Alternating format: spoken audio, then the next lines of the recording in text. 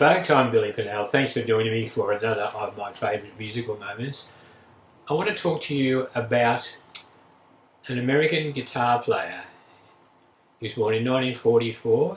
He was a Native American of the Kiowa tribe, and as a young man he listened to blues music and rock music on the radio, and he became a huge fan of the music of Jimmy Reed and Elvis Presley, and they planted a seed somewhere in his psyche where he wanted to be able to play an instrument and do the sort of things that they did.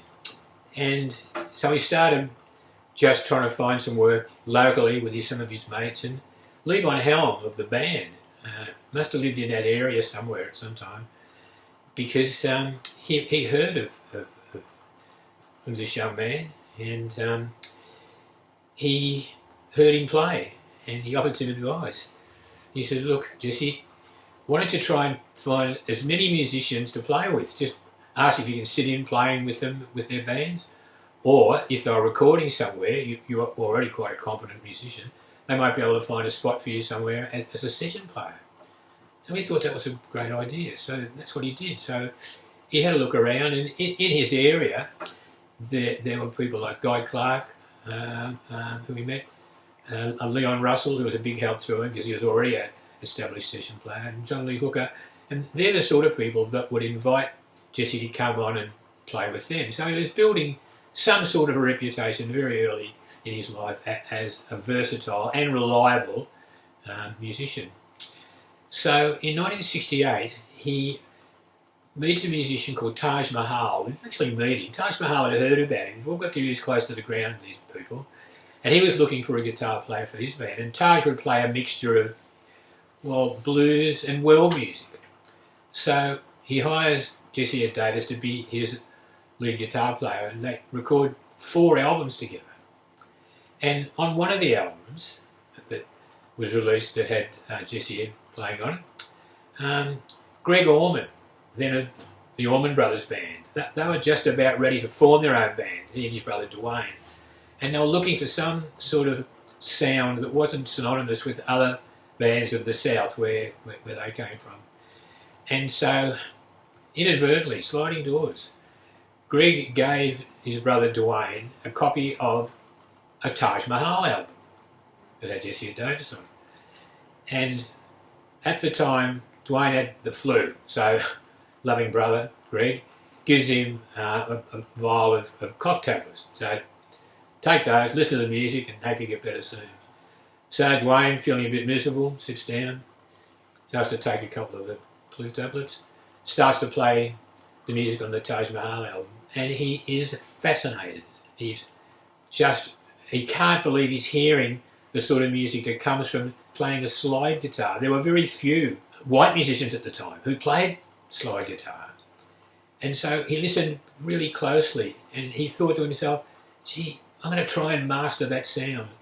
So the file that had his cough tablets in, he emptied that out, and he put that onto his left hand ring finger as a slide. And he taught himself how to play slide guitar in that very unorthodox way.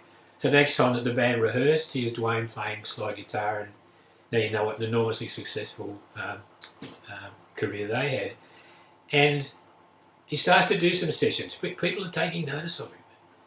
And he does some sessions with people that probably live in his area. And then at a Taj Mahal concert, now they're playing live, and Jesse Ed again is actually drawing a crowd to come to watch the Taj Mahal shows that has this great guitar player.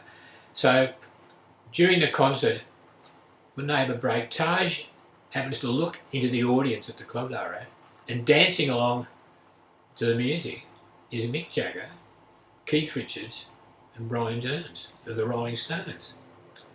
So the break comes, where the musicians have a rest, and Mick comes over to Taj Mahal and says, "We love your band, we think your band is so great.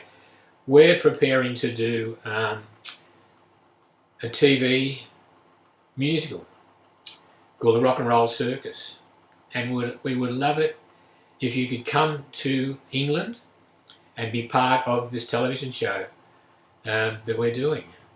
And so that's what happened. They fly in to America, He's part of the TV show, and I'm not sure whether the TV show was actually released to the public. Well, it wasn't for a long, long time. So he meets people that are watching the TV show that are actually performing on the TV show. There was John Lennon, George Harrison, other great musicians, and of course they're all blown away by this young guitar player. And so John Lennon says to Jesse, look, I'm recording a new album of rock music. Would you come and be a guest guitar player? And of course he says yes. George Harrison does the same. So the word's out about this extraordinary young musician.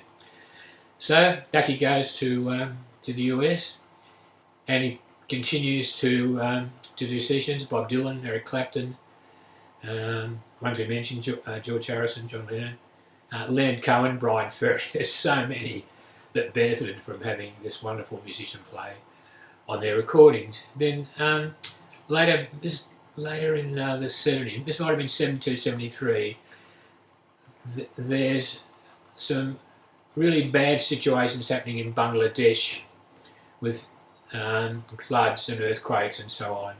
And Ravi Shankar, who taught George Harrison how to play the sitar, asked George, look, how can we help these people? They're in desperate situations. And George says, all right, why don't we organise a concert? And they did. It was a very famous concert live for Bangladesh. And so George invites a lot of his mates. One of them was Eric Clapton, but Eric was ill during the performance, and it's a live performance, of course. And Eric Clapton says to George, look, I'm not going to be able to make it, I'm ill. Why don't you ask Jesse Ed Davis? He will come on. And so that's what happens. So here's Jesse Ed Davis now on one of the most significant concerts of that era, the concert for Bangladesh, which raised millions of dollars. And he's mentioned by name when George Harrison introduces the band. He introduces Jesse Ed Davis. So Jesse now is very much established. He's got his own recording deals. He's recorded 2 or 3 albums, continues with his sessions, and he did a session for another Native American called John Trudell that we did in an earlier edition of my favourite musical moments. And John Trudell's a poet, but Jesse says to him, look, I want to put your words to music. We'll draw a bigger crowd, you can record, having an album out that's got not just spoken word but music as well. I want to be your musical partner. And so that happens. I record an album, and Bob Dylan, who's the album, and he nominates it as his favourite album of whatever year that was. So here's Jesse Ed building this mammoth career. And one of the sessions he did was a session in 1972 for Jackson Browne. And I want to feature just one track that Jesse had recorded on with Jackson Browne in just a moment. But the story doesn't end happily. Jesse, from the mid-70s on, suffered a lot of health problems, and in fact he died very young at the age of 43, but he left an enormous legacy of music with his own recordings and with the music that he recorded with all those artists that we've talked about now. So may I introduce you, or if you already know about this fella, have a listen again to the wonderful music of a bloke who was apparently a really special person as well, the way he mixed in with other people and showed great respect to everyone around him. We're talking about Jesse Ed Davis. When I was making my first record, I thought, I'd get Jesse Ed to play, and I called him, and he listened to the song I had in mind from the play, and he said, I don't really hear myself playing on this. You got anything else? I said, yeah, well, okay, cue up that other song. And that other song was the song that he wanted playing on Dr. Mize. He played it once. I mean, he literally said, he listened to it for a minute, he said, okay, I can play this.